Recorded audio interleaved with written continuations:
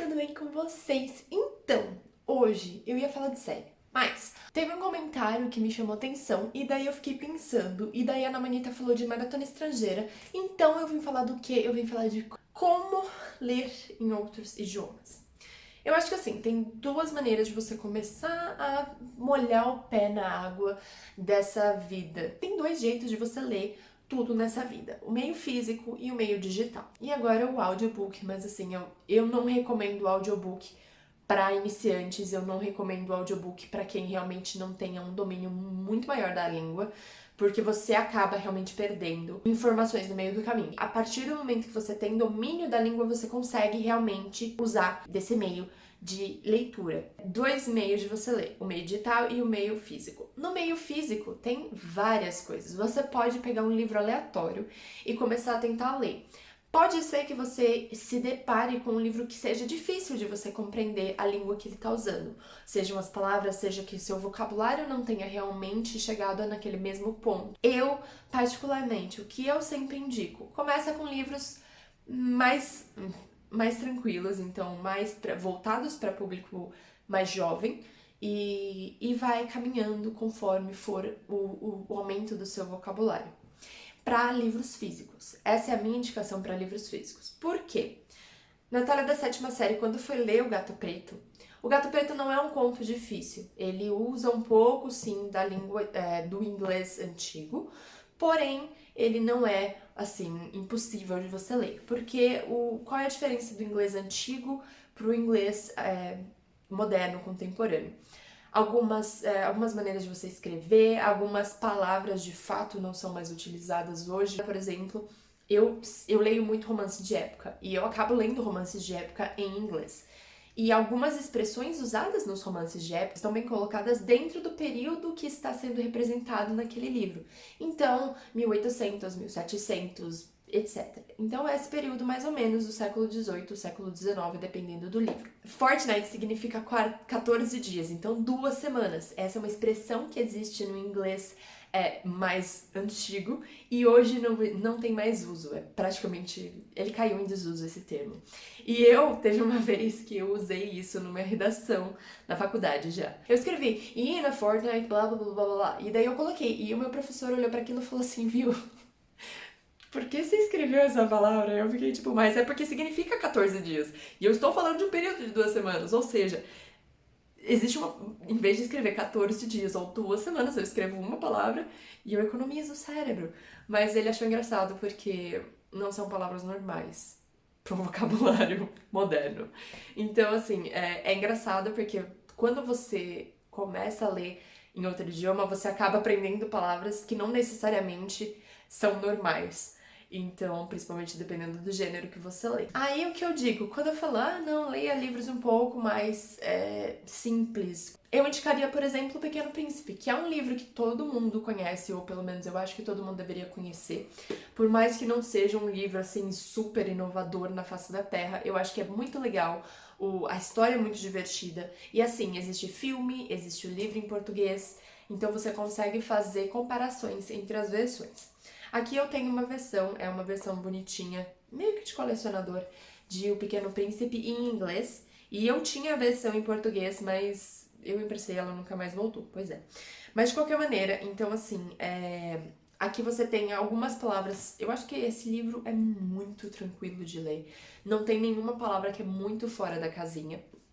E eu particularmente acho uma leitura tranquila, é uma leitura que você faz rapidinho, não é um livro longo, extenso. Os capítulos são curtos, então se você quer ler um capítulo e depois pensar um pouco no capítulo, é legal, porque você não fica, tipo, 200 anos lendo. E eu acho que, assim, é uma maneira simples de você molhar um pouco o pé na água, que seria ler em inglês. Outra coisa também que existe, e na verdade eu comecei a usar essa tática agora, então eu não posso falar muito sobre ela, são os livros então em versão bilíngue. O que acontece numa versão bilíngue? Eu tenho essa daqui que é o Fantasma da Ópera. Então nessa página a gente tem o texto em francês e nessa página a gente tem o mesmo texto em português. Então Tecnicamente, você pode ler essa página e se em alguma parte você enroscar, ou alguma palavra você não entender, ou alguma colocação dentro de frase você não compreender, você pode vir até a página traduzida e olhar a tradução que foi feita dessa mesma frase e fazer comparações. Porque eu não sei se eu ainda indico as versões bilíngues. Porque é um trabalhinho chato, sinceramente, de você ficar lendo em francês, no meu caso. Você fica lendo em francês e daí, não entendi essa frase. Aí você vira, aí você lê só a frase em português. Eu não sei, eu não gostei muito. Eu acho que eu vou usar isso daqui mais pra melhorar o meu francês, que é bem básico, na verdade. Eu comecei a fazer aula no ano passado. Eu tô tentando fazer essa comparação. Então eu tô lendo em francês, ou eu tô tentando ler em francês o máximo possível. E daí eu passo em algumas partes pro português pra olhar o que realmente significa, como que foi usado realmente o verbo e etc. Até porque tempos verbais eu não aprendi muitos, eu só sei o presente. Então, isso daqui eu acho que seria uma coisa interessante pra quem é um pouco mais avançado, intermediário, e já tem um controle bem melhor do idioma. Outra coisa que existe, mas eu não tenho aqui pra mostrar pra vocês, é basicamente, então, os livros que são definidos dentro de patamares de idioma. Mas, basicamente, ele divide. Então, ele te fala, este livro aqui que você quer ler, por exemplo, O Mercador de Veneza, ele é um nível 4. Ou seja, ele é um nível pré-intermediário, ele tem 1.300 palavras e etc. E ele já coloca dentro de um nível de inglês esse texto. E você consegue colocar certinho dentro do seu nível de inglês atual. O que eu achei bem legal desses livrinhos é que no final da história, então você tem a história e daí você tem no final algumas atividades. Então antes de você ler o livro, ele te dá algumas atividades para você pensar, para você escrever, para você ver e etc. E depois que você terminou a leitura, tem mais algumas atividades para você responder, para você interpretar o texto e ver realmente se você entendeu o livro completo. Meio digital, gente, para quem não conhece, para quem tem o Kindle e não conhece, se você pegar, cadê meu Kindle? O Kindle é uma ferramenta fantástica para todo leitor, independente se você vai ler em português ou em inglês. Mas para quem vai ler em língua estrangeira, ele é especialmente fantástico. Por quê? Pegar o último livro que eu li em inglês, ele tem um botãozinho aqui embaixo que chama Dicas de Vocabulário. E você consegue definir o quanto de dicas você quer. Então, se você quer mais dicas ou se você quer menos dicas. Então, assim, se você quer menos dicas ou se você quer mais dicas. E ele te aparece um nível de informação bem legal aqui. Então, por exemplo, aqui no início desse livro, esse livro no caso é Fakers, mas basicamente então ele fala, starlit, o que é starlit? A palavra starlit. Então, with light from the stars. Então, basicamente, ela foi iluminada pelas estrelas. Starlit significa iluminada pelas estrelas. E isso não está escrito em português, ou seja, você continua usando seus conhecimentos em inglês para definir uma palavra. E assim, ele não vai te falar o significado de todas as palavras existentes dentro desse livro. Ele vai te mostrar alguns significados que, dependendo do nível de dicas que você colocou, então ele vai colocar mais dicas ou menos dicas. Eu acho que é bem legal as dicas de vocabulário, eu acho que são assim, é uma coisa fantástica que tem no Kindle. E eu super recomendo pra quem tá querendo ler, tipo, sabe aquelas pessoas que assim, elas sabem inglês, no cérebro dela tem assim uma capacidade de inglês boa. Porém, elas têm medo de encontrar palavras que elas não entendam o significado. Dicas de vocabulário, ler no Kindle ou ler no iBooks da Apple é incrível. Por quê? Eu sei que no Kindle tem dicas de vocabulário, no iBooks, creio eu que não, mas faz muito tempo que eu não uso, então tem isso. Então, se você tem o Kindle e você vai usar o Dicas de Vocabulário, tem isso. Se você não quiser usar o Dicas de Vocabulário, não, tô me sentindo ousado, não quero usar Dicas de Vocabulário, e é isso aí. Então, eu só vou seguir lendo. Putz, não sei o que significa starlit. Aí você vai clicar e segurar na palavra e você consegue abrir a definição dela. Aqui, direto, sem usar conexão de internet. Então, basicamente, ele vai trazer para você a descrição em inglês novamente, para continuar realmente incentivando você a usar os seus conhecimentos de inglês para definir uma palavra em inglês. Então, isso eu acho muito legal que a tecnologia deu pra gente, porque basicamente você não precisa mais ficar andando com um dicionário gigante. Aí a gente vem no final, qual é a minha dica master para quem quer ler em inglês? Livros físicos são fantásticos. Eu amo ler livros físicos, não me levem mal. E eu amo ler e-books em igual maneira, sendo bem sincera.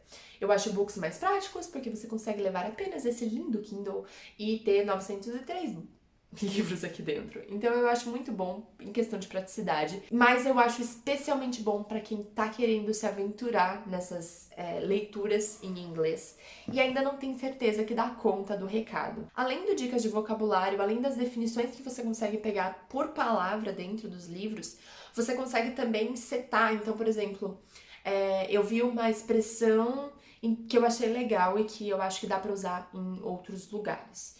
Então, sei lá, eu gostei muito da expressão starlit.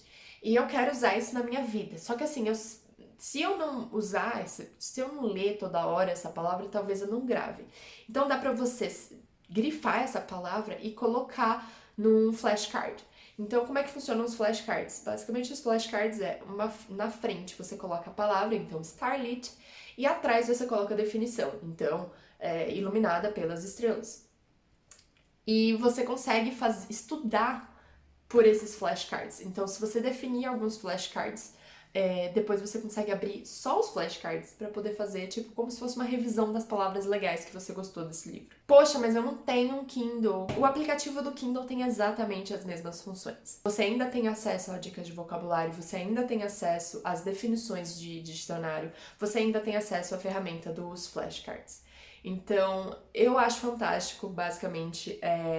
Eu gosto muito do Kindle para quem tá se aventurando nessas leituras em outros idiomas. Se você não tem assinatura do Kindle Unlimited, por acaso ele está em promoção de R$1,99 3 meses. Então você paga R$1,99 e você usa 3 meses. É fantástica essa promoção, eu vou deixar o link aqui embaixo caso você se interesse nessa coisa. E eu acho que essa promoção também é muito legal, porque basicamente você pode assinar por R$1,99 e ter acesso a livros em inglês no Kindle. Porque alguns títulos, sim, eles estão disponíveis para o Kindle Unlimited. Então, alguns livros, e até mesmo eu, acabo lendo em inglês de graça no Kindle Unlimited. Então, tem isso. Eu gosto muito da ferramenta que o Kindle dá. Como eu disse, o iBooks, eu não me recordo muito das funções. Eu sei que tem sim o dicionário embutido. Então, a mesma função que a gente tem no dicionário do Kindle, a gente tem também no iBooks. Mas essa parte daqui das dicas de vocabulário que eu acho fantástico, se eu não me engano, não tem no iBooks. Como eu disse, faz tempo que eu não uso iBooks. As dicas que eu dei hoje, eu acho que elas se aplicam bem mais nos idiomas mais padrãozinho, digamos assim. Então, inglês, francês, espanhol, italiano, alemão, blá. As línguas que usam realmente o mesmo alfabeto que a gente. E depois disso, aí eu acho que é um pouquinho mais realmente estudar, realmente continuar se dedicando e não desistir na primeira dificuldade. Porque o tanto de vezes que isso realmente acontece, eu posso falar por mim mesma, porque eu parei de ler o Fantasma... Eu comecei a ler o Fantasma da Ópera no ano passado, e eu parei de ler o Fantasma da Ópera porque, sinceramente, me deu preguiça de raciocinar em francês.